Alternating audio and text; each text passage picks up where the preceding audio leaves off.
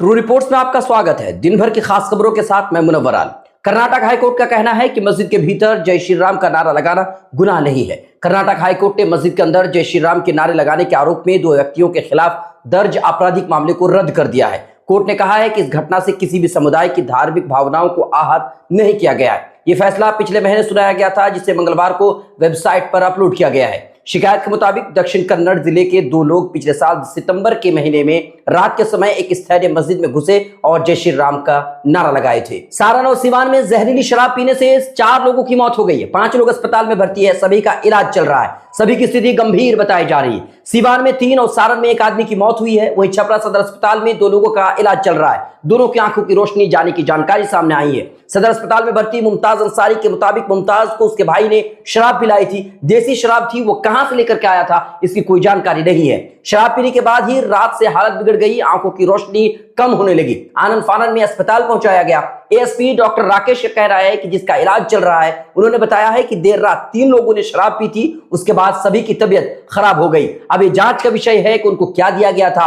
फिलहाल इसकी कोई जानकारी नहीं है। किशनगंज सांसद डॉक्टर मोहम्मद जावेद आजाद को जान से मारने की धमकी मिली है। यह धमकी सोशल मीडिया एक्स पर एक हिंदू राष्ट्र नाम के आईडी से दी गई है। साथ ही सांसद को आतंकवादी भी बताया गया। पोस्ट में लिखा है कि मोहम्मद जावेद अलकायदा का आतंकी है। तुम्हारे जैसे आतंकियों के लिए गिरिराज सिंह ठीक बोलते हैं। इस देश में जितने भी दाढ़ी, टोपी और हिजाब वाले मदरसा छाप आतंकी हैं, उसके लिए इस देश में कोई जगह नहीं है। एक एक को ठिकाना लगाया जाएगा। काम शुरू है, तुम्हारा भी नंबर आएगा।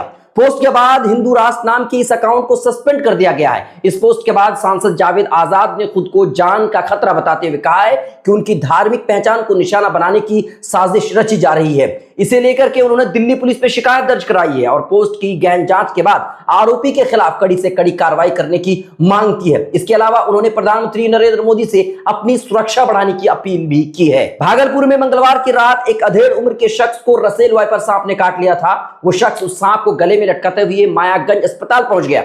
रसेल वाइपर सांप एशिया का सबसे खतरनाक सांप है। जीओमैल थाना क्षेत्र में मीराचक में प्रकाश मंडल घर जा रहे थे। इसी दौरान सांप ने उसके दाहिने हाथ में डस लिया था। इसके बाद प्रकाश मंडल ने सांप का मुंह को जकड़ करके कंधे पर लटकाए इलाज के लिए मायागंज अस्पताल पहुंच गए। वो सांप के मुंह को पकड़े हुए थे। कुछ देर के बाद सांप के साथ ही वो फर्श पर लेट गए। डॉक्टर डर से मरीज के पास जाने से इनकार कर दिया, इलाज करने से मना कर दिया।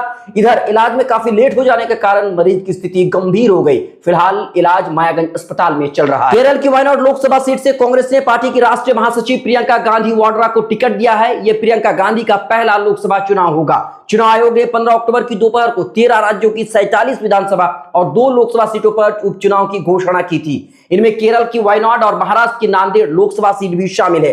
लोकसभा चुनाव 2024 में राहुल गांधी ने वायनाड और यूपी की रायबरेली लोकसभा सीट से जीत हासिल की थी। उन्होंने गांधी परिवार की पारंपरिक रायबरेली सीट को चुना था और वायनाड सीट छोड़ दी थी। बिहार की 4 विधानसभा सीटों पर भी उपचुनाव होना है। चारों सीटों पर जन स्वराज पार्टी चुनाव लड़ने को तैयार है। बुधवार यानी कि 16 अक्टूबर को तरारी विधानसभा सीट के उम्मीदवार की घोषणा भी कर दी है। तरारी विधानसभा सीट से retired lieutenant general S K Singh उम्मीदवार होंगे। बाकी 3 सीटों पर उम्मीदवारों की घोषणा अभी तक नहीं की गई है। प्रेस कॉन्फ्रेंस करके नाम का ऐलान किया गया। इस दौरान जन स्वराज के सूत्रधार प्रशांत किशोर जीत का फॉर्मूला बताते हुए कहा कि एसके सिंह जनता के आशीर्वाद से तरारी सीट जीत जाएंगे। प्रत्याशी बनते ही एसके सिंह ने कहा है कि मैं अग्निवीर योजना के पक्ष में नहीं हूं, इस पर पुनर्विचार करने की जरूरत है। कोसी मेची नदी जोड़ योजना में फेज 2 के तहत डीपीआर तैयार होगी। इसके लिए 14.16 करोड़ रुपए मंजूर किए गए हैं। फेज 1 के तहत 2.78 करोड़ रुपए के लिए स्वीकृति पहले ही मिल चुकी है। मुख्यमंत्री नीतीश कुमार की अध्यक्षता में मंगलवार को कैबिनेट की बैठक में इस प्रस्ताव को हरी झंडी दिखाई गई है।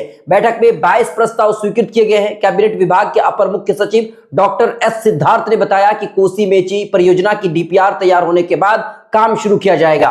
योजना पूरी होने से सीमांचल क्षेत्र में सिंचाई की बेहतर सुविधा होगी। अररिया, किशनगंज, पूर्णिया और कटिहार के 2.51 लाख हेक्टेयर खेतों तक पानी पहुंचाया जाएगा। बिहार में उद्योग को बढ़ावा देने के लिए मंगलवार को विकास आयुक्त की अध्यक्षता में अहम बैठक हुई है। बैठक में ब्रिटेनिया, पारेल, जेके सीमेंट की नई यूनिट लगाए जाने पर हरी झंडी दिखाई गई है। राज्य निवेश प्रोत्साहन बोर्ड की बैठक में कुल 62 इकाइयों को उद्योग लगाने की हरी झंडी दी गई है। बैठक में जेके सीमेंट, ब्रिटेनिया, पटेल एग्री और पिनाक्स स्टील सहित अन्य इकाई लगाने पर मुहर लगाई गई है। इन फैक्ट्रियों के लगने से बिहार के मजदूरों को बिहार में ही काम मिलेगा, जिससे पलायन पर रोक लगेगी। नेशनल कॉन्फ्रेंस के उपाध्यक्ष उमर अब्दुल्ला ने बुधवार को जम्मू कश्मीर के मुख्यमंत्री पद की शपथ ली। इसके साथ ही वो इस केंद्र शासित राज्य के पहले सीएम बन गए हैं। कार्यक्रम श्रीनगर के शेर कश्मीर इंटरनेशनल कॉन्फ्रेंस सेंटर में हुआ। नेशनल कॉन्फ्रेंस के साथ मिलकर के विधानसभा चुनाव लड़ने वाली कांग्रेस सरकार में शामिल नहीं है। हालांकि उमर अब्दुल्ला के शपथ समारोह में राहुल गांधी और प्रियंका गांधी मौजूद रहे। कांग्रेस ने सरकार को बाहर से समर्थन दिया है। पार्टी का कहना है कि जम्मू कश्मीर को राज्य का दर्जा मिलने तक उसकी लड़ाई जारी रहेगी। हरियाणा में नायब सिंह सैनी ही मुख्यमंत्री बने रहेंगे। बुधवार को पंचकुला में भाजपा की मीटिंग में उन्हें विधायक दल का नेता चुन लिया गया है। मीटिंग में पूर्व गृह मंत्री अनिल विज और विधायक कृष्ण बेदी ने सैनी के नाम का प्रस्ताव रखा था, जिस पर सभी विधायकों ने सहमति जताई। मीटिंग में केंद्रीय गृह मंत्री अमित शाह और मध्य प्रदेश के मुख्यमंत्री मोहन यादव भी ऑब्जर्वर के तौर पर मौजूद रहे। कल यानी कि गुरुवार को 11 बजे शपथ ग्रहण समारोह होगा। आज तक के लिए इतना ही। बहुत बहुत शुक्रिया। अगर आप हमें फेसबुक पर देख रहे हैं तो पेज को लाइक फॉलो करें और यूट्यूब पर देखने के लिए सब्सक्राइब जरूर करें।